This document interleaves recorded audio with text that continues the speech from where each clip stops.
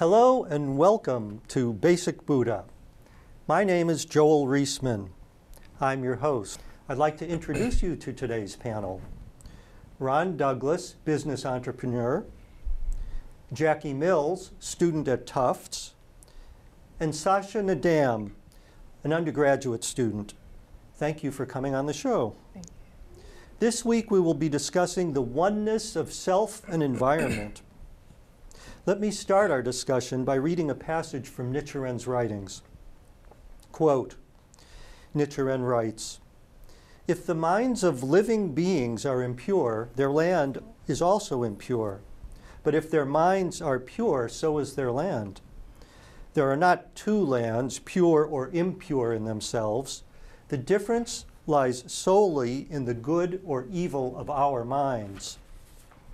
Well, in Buddhism, there's no distinction between your practice and life, all aspects of your life.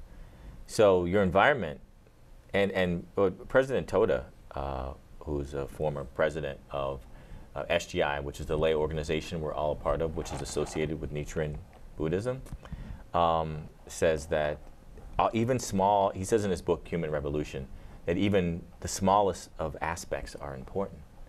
So even the smallest aspects of everyone's life are very important and are manifestations of our own lives. And so it boils down to a choice.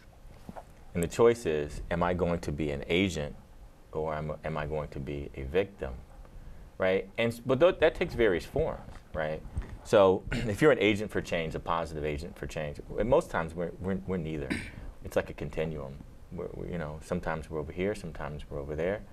And for a lot of people, it depends on the environment, if it's raining outside, or whether or not someone's rude to me, right? Or whether or not this person's giving me what I want, or whether or not I'm making enough money at work, or whether or not I have enough money in my bank account. Now, those are external, right? But the concept of really being like an agent, or in a sense a Buddha or Bodhisattva, is using your practice in a sense of agency to realize that if there's anything in my environment, no matter how small, as I go back to President Toda's quote, I'm responsible for changing that. Now, to deal with your question before, how do you deal with the sense of responsibility? You're responsible anyway. So it's like coming to grips with it. But if I tell myself I'm not responsible, it's not true, because I'm responsible for it anyway.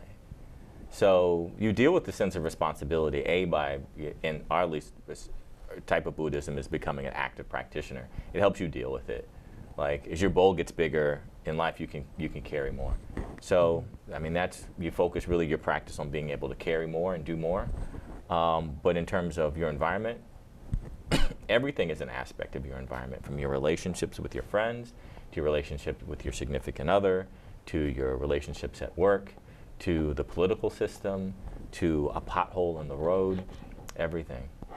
And I'd like to expand on that I've met a lot of people who sometimes think of themselves as very insignificant in relation to the larger universe, say.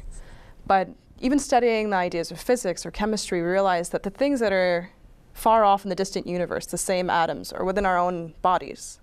But the same thing that creates life is what created the universe. So in that way, too, there's also this very fluid, although the universe may seem so expansive and large, I'm made of the same thing. So why is it that we are not also expansive and large in the same, I guess, metaphysical sense? And I like the ideas that Buddhism has where everything is very parallel, how we treat my backyard, say. And I live in South Boston, there's a lot of lead in the soil there, so I can't actually plant my garden in the soil. I have to go and bring in new soil. And it takes so much of being able to go through the ground and pull out all of the lead so that we don't poison ourselves. And I think there's a lot of parallel with that in our human relationships, of how, say that for years and years we've been having a terrible relationship with our parents, and we keep poisoning the ground that's around us. But the only way that we can really, truly be able to cultivate something great from that land, from those relationships, is if we really put a lot of effort into cleaning up that environment that's within our life. So I like the parallels that Buddhism has with all the way from the universe down to the tiniest specks of dust.